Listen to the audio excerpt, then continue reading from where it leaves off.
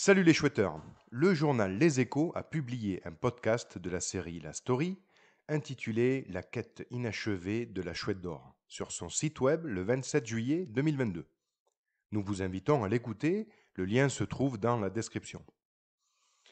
Bravo à eux pour ce sujet.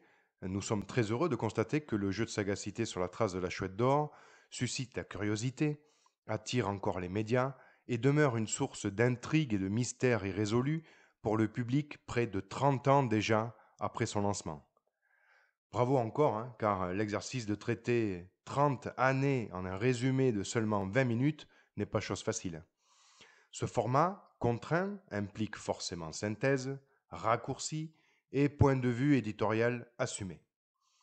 C'est pourquoi l'Association officielle des chouetteurs, AOC, souhaite compléter par des précisions actualisées.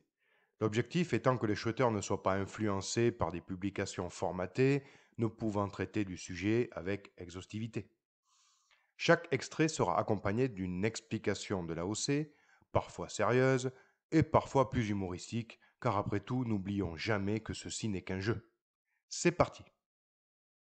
Drôle d'animal que la chouette avec ses grands yeux presque hypnotiques qui lui permettent de voir parfaitement la nuit et de fondre sur ses proies. Non, drôle d'animal vraiment que ce cousin du hibou qui peut tourner sa tête à 270 degrés, lui permettant de regarder derrière elle sans tourner la tête. Effectivement, pas facile de tourner la tête sans tourner la tête. Mais d'ailleurs, comment est-ce possible? L'être humain a 7 vertèbres cervicales, les strigidés, de la chouette chevêche au hibou grand-duc, en possèdent jusqu'à 14. Ils peuvent tourner la tête jusqu'à 270 degrés, ou 3/4 de tour, latéralement vers la gauche et la droite. Et cela sans bouger le reste du corps. Un cou aussi élastique n'est pas seulement un joli bonus, c'est surtout indispensable pour permettre à nos oiseaux de survivre, car contrairement à nous, leurs yeux gigantesques sont immobiles dans leur orbite tubulaire. Ah vraiment, Dame Nature est bien faite. Des indices souvent sous la forme d'énigmes du genre mon premier se balade sur la tête des enfants, mon deuxième est le contraire féminin de moche et tu trouveras la clé dans mon tout. Je l'ai. Poubelle. Poubelle. Pas mal, pas mal. Bon, je n'aurais pas forcément choisi celle-là pour illustrer une chasse au trésor, sauf si bien sûr je voulais faire passer un message. À mon tour, écoutez bien. Mon premier est ce que font les bébés après avoir bu du lait. Mon second est une note de musique. Mon troisième est le nom donné à un alcool de fabrication artisanale. Mon tout est un oiseau qui chante merveilleusement bien. Vous l'avez? Oui? Non? Vous n'avez pas triché en regardant l'image, j'espère. Ça s'est passé une nuit d'avril 1993. Elle est enterrée à environ 30 centimètres sous le sol dans un terrain public. Ceci n'est pas tout à fait exact. Bon, un correctif s'impose. Le trou réalisé par Michel Becker lors de sa vérification de l'emplacement de la contremarque est d'environ 80 centimètres de profondeur. Ah, il a la pêche, Michel, quand même. 80 centimètres à son âge. Chapeau à lui. Dans ce trou, il y a positionné la contremarque 2 sur 8 à plat d'eau. Cette dernière mesurant, comme la 1 sur 8, environ 30 centimètres d'épaisseur. Faisons un calcul rapide. Alors, 80 multiplié par 3,14, 33 fois 12. Là, attendez, c'est bon, je l'ai, voilà. On devrait commencer à apercevoir la contremarque à environ 40 à 50 centimètres sous le sol. Donc, pour conclure, si vous vous arrêtez à seulement 30 centimètres, vous risquez de la louper. Vous devez creuser jusqu'à 50 centimètres pour envisager avec certitude soit la victoire, ou soit la défaite si le trou reste vide, bien sûr. 11 énigmes qui sont toutes rassemblées dans un livre qu'on trouve aujourd'hui sur le web, l'énigme de la chouette d'or. Pour être un peu plus précis, les 11 énigmes sont disponibles dans un ouvrage intitulé Sur la trace de la chouette d'or, disponible sur le site web des éditions de la chouette d'or, qui met en vente actuellement la 4e édition, sous-titrée Les cahiers secrets, et la 5e édition, sous-titrée Sous le sceau du secret. Alors vous pouvez me dire, tu chipotes, bon, on avait compris, c'était bien ça. Mais pas du tout, pas du tout. Je ne suis pas en train de chipoter. On trouve effectivement les énigmes sur Internet en version PDF, mis en ligne pendant la période où le jeu était orphelin d'organisateurs. Cependant, ces dernières deviennent illégales depuis que le nouvel organisateur réédite les éditions citées précédemment. Il est à rappeler que tout chouetteur ne pourra revendiquer le lot final, c'est-à-dire une chouette en or, argent et diamant, qu'aux conditions suivantes. Présenter la contre-marque, présenter une des 5 éditions du livre et pouvoir justifier des solutions complètes aux énigmes. Il est donc inexact d'indiquer que les 11 énigmes se retrouvent dans un livre qui serait titré L'énigme de la chouette et imprécis d'indiquer sur le web sans préciser sur le site des éditions de la chouette d'or. Depuis 1993, presque 30 ans, une chouette en bronze est donc planquée quelque part en France, dans un champ, un cimetière, des ruines. Un champ, un cimetière, des ruines. L'usage d'une telle formule sensationnelle est compréhensible médiatiquement parlant. Mais pour autant, il faut bien le souligner, extrêmement maladroite par les incitations qu'elles peuvent induire. Il suffit de réfléchir 2 secondes pour comprendre en quoi ces exemples sont inappropriés. Imaginez un instant un chouetteur qui serait tenté d'expérimenter le cas d'un champ. Il passe par la clôture électrique, risquant au passage une décharge au plus mauvais endroit. Je ne vous fais pas un dessin. Surveillez les vaches et autres taureaux pour ne pas finir embroché en toréador malchanceux, voire tomber nez à nez avec le propriétaire, son chien de 80 kilos, prénommé Dracula, et son fusil juxtaposé chargé. Le risque en vaut-il la chandelle? Imaginez encore le cas d'un cimetière, au coucher du soleil, entre les chrysanthèmes et les dahlias, éclairé par les feux follets, et pris en flagrant délit, la pelle à la main, par le gardien, en train de creuser entre 2 tombes où reposent Léon d'un côté, Roland de l'autre. Pensez-vous que l'explication du podcast vous exonère de l'amende qui suivra? Imaginez enfin le cas des ruines, certainement sites historiques, archéologiques ou même militaires, dangereux d'accès, dangereux en stabilité et risquant à tout moment d'être ensevelis au détour d'un effondrement. Sans compter, encore une fois, l'amende ou pire, la peine de prison. Et je ne vous parle même pas si vous cumulez en utilisant un détecteur de métaux sans autorisation des autorités compétentes. En l'absence d'une mention de mise en garde dans le podcast, nous vous rappelons à toute fin utile que il faut respecter les sites, le patrimoine et le bon sens doit l'emporter. C'est un jeu civique et respectueux. Il faut se garder de suivre les incitations et de creuser à tout va. La 2CO décide de prendre les choses en main et finit, elle, donc par aller chasser les héritiers du chasseur de trésors. Part à la chasse du chasseur de trésors.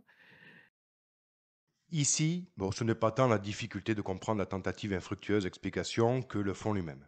En clair, cette tentative de rapprochement entre une association défendant la communauté des chouetteurs avec les héritiers de Régis Hauser alias Max Valentin est quand même curieuse.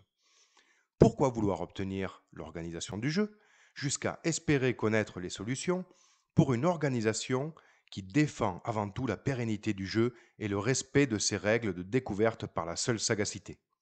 C'est comme s'il était possible dans un match de foot d'être à la fois joueur et arbitre. Bizarre, non? Heureusement, un tel rapprochement n'a jamais eu lieu. Les chouetteurs apprennent que Michel Becker a décidé de vendre la chouette d'or aux enchères à Drouot. Monstrueux outrage pour ceux qui vénèrent le précieux volatile. Alors, l'AC2O finira quand même par faire annuler la vente. C'est pas tout à fait vrai. Le terme d'annulation implique qu'une vente a bien été menée jusqu'à son terme et que l'on est obligé de revenir dessus par la suite. La réalité est tout autre.